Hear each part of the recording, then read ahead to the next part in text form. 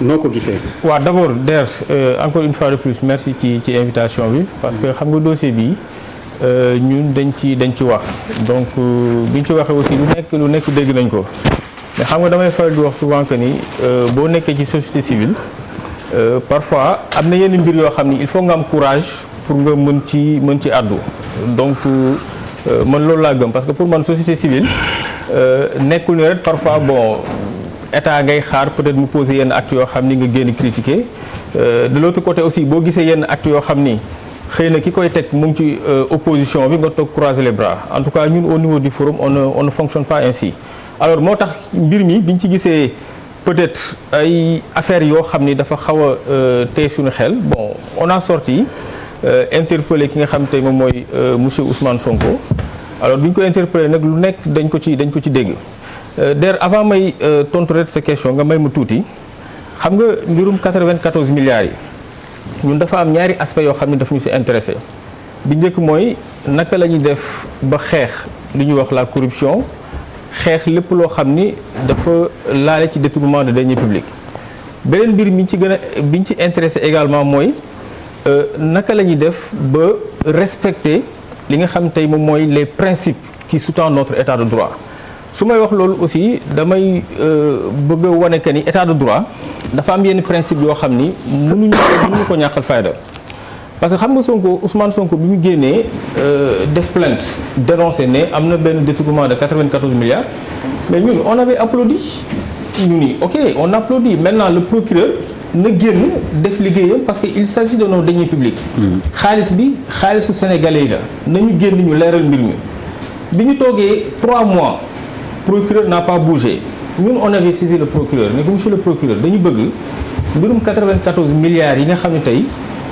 Ousmane Sonko daf ko tudd dañu bëgg nga génn nga leeral ko parce que 94 milliards je pense que ni li mu mën a def ci réew mi bari na alors d'ailleurs ñu toog 2 mois 3 mois jékki-jékki dégg ni Ousmane Sonko il est impliqué dans cette affaire mais ñun on s'est posé des questions mais loolu naka la mën a nekkee Ousmane Sonko mu génn dénoncé ne dafa am détournement de 94 milliards tuumaal ci nit ñu toog dégg ci rajo yi ci télé yi ñu ni Ousmane Sonko en réalité moom il était impliqué dans cette affaire parce que tout simplement waroon na ci am 12% à hauteur de 11 milliards alors ñun on a poussé nos recherches ñu continuer di xool ci noonu la ñu tombé ci ay protocole d'accord yoo xam ni dañu gis que ni dafa am benn ci ay sociétés yoo xam ni dañ Ousmane Sonko moom moo ko moom parce que su ma juumul am na ci benn débat bu ma doon seetaan ci benn télé de la place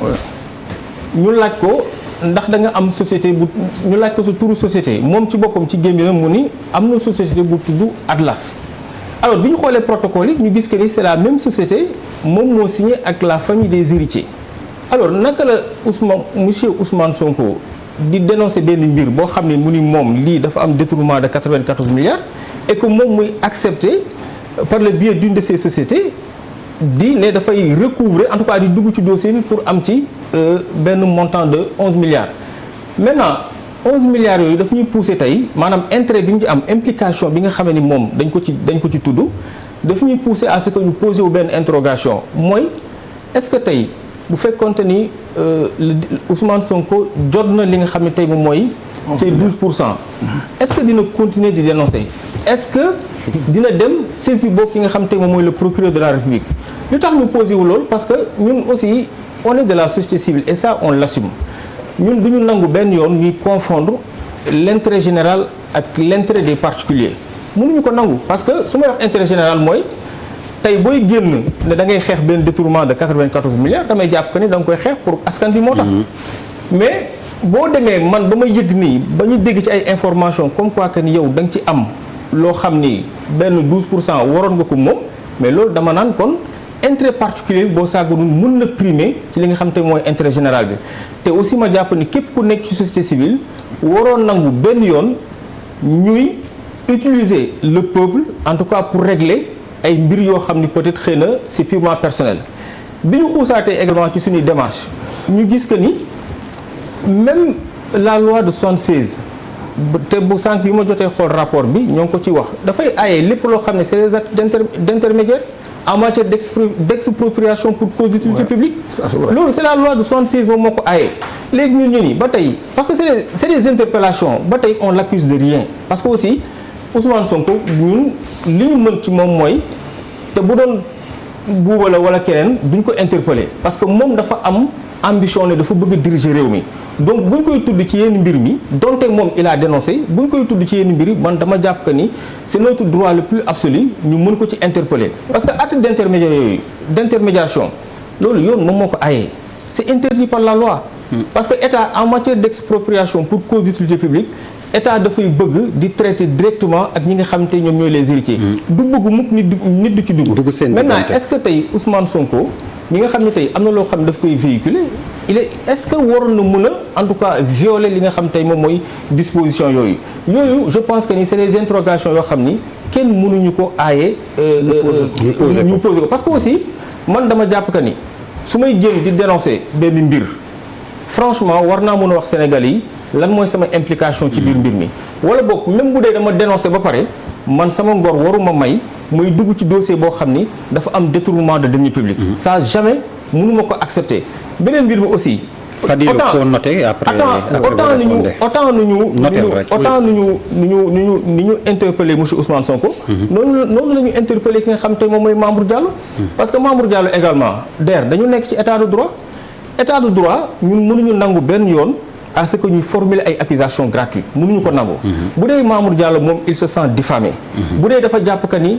monsieur Ousmane Sonko li muy wax teguwul ci dara moom je pense que ni dafa war a porter plainte pour que ñu dem ci justice ñu leeral mbir mi parce que autant état de droit mënuñu nangu détournement de deniers publics mais aussi bu ñu nekkee ci état de droit ñun mënuñu accepter à ce que nit ki ngay porter ay accusations ci moom aussi dégg nañ par le biais de ses avocats mu génne ne il va porter plainte mais moom mooy xool peut-être ni mu koy doxalee loolu aussi mën nañ ko nangul parce que xam nga lu tax de manière objective parce que xam nga en matière de défense dañ naa la chaque personne est libre d'organiser librement sa défense xëy na moom aussi mën na ni damay xaar ba askan bi ñu leeral mbir mi ainsi de suite mu en fait moom mu apprécier donc loolu moom je pense que ni c'est des interrogations yoo xam ni qui sont légitimes maintenant boo ma mayoon tuuti ma daaneel foofu ci mbirum daaneel s'il te plaît que les autres voilà parce que tey dama dégg aussi ñu wax que ni la plénière n'avait pas sa raison d'être mais je te rappelle c'est ce que beaucoup pensent l'information judiciaire c'est-à-dire aujourd'hui on n'a pas encore déclenché l'action publique ce qui s'est passé mooy le juge d'instruction d'abord pour mu mën a déclencher pour mu mën a am ouverture d'information judiciaire pour mu mën a am information judiciaire gis nga le procureur de la République bu jotee une plainte avec constitution de partie civile dafay informer d'abord le procureur qui est le maître des poursuites procureur jël réquisitoire soit pour wax le juge d'instruction ok je suis d'accord tu peux ouvrir une information judiciaire wala boog mu ni le juge d'instruction non d'accord ma bu ñu ubbi information judiciaire parce que éléments yi ñu am ni doyul mais sauf que nag dernier réquisitoire bi procureur bu waxee juge d'instruction ne ko bul ubbi juge d'instruction également moom il n'est pas lié donc pour le moment fi ñu toll nii mënuñu wax que ni il y a eu l'ouverture d'une information judiciaire maintenant boo jëlee le règlement intérieur de l'Assemblée nationale article 48 dafa ni pour que bu ñu créer une commission d'enquête parlementaire mission am dafay jeex dès l'instant que mu am une ouverture d'une information judiciaire donc jusqu'au moment où je parle il n'y a pas une ouverture d'information judiciaire donc le fait que Sonko dem démb chez le c'était juste pour des formalités ñu dem signer li nga xam ne tey fixer le montant de la conciliation et je pense que même Ousmane Sonko voilà ok de toute façon tu pourras je te promets non s'il te plaît Birima wax nga waxaat mayal les autres fu malade s'il te plaît voilà loolu je pense que c'est des questions yi nga xam ne aussi il faudrait que Sénégalais xam ko man aussi dama bokk si s'il te plaît que les autres parlent naa la joxaat parole y a pas de souci Babacar alors fu malade moi je pense que assemblée bi ni ma wax ci su dee dañ ko tënk ci titre bi li mu wax la ñu résumé ci titre bi mun nañ sukkandiku ci comme ni ko Babacar moom mooy peut-être juriste moom peut-être mun nañu wóolu lim ñuy wax ci wàllu effectivement wàllu yoon mais apparemment lim fi wax léegi les interpellations yi mu fi wax bi ñu fi invité El Malick Seck j'ai eu les mêmes interpellations effectivement M. Sonko n'a pas voulu répondre effectivement au Parlement. parce que bëggul woon wuyu ji Parlement bi parce que jàpp na ni Parlement bi waa APR fa nekk amul benn amul membre opposition effectivement surtout et puis aussi même par rapport aux plénières etc. il y a des articles qui ont sorti où les gens souhaiteraient que Sonko bañ a wax après ils ont voulu s'en ouvrir au président de la République donc Parlement bi mun nañ ko tege de côté bañ a jàpp comme crédible effectivement ni ñuy doxale ñu jàpp ni comme ni ko Sonko bëggee woon il a voulu effectivement que à ce que contourner le procureur parce que wóoluwul procureur dem effectivement ci juge d'instruction li ma mënul comprendre effectivement mooy naka c'est une question que je pose. La question que question bi may poser mooy en fait question bi may poser mooy juge d'instruction la dem mais à côté on est en train de préparer les Sénégalais en leur disant ils vont m'amener en prison donc que vaut lan c'est-à-dire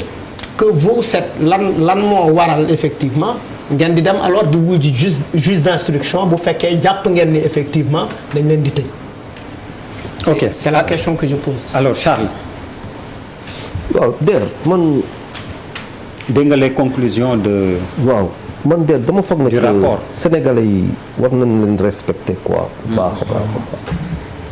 parce que cacophonie bu ñu nekk nii actuellement c'est manquer de respect aux Sénégalais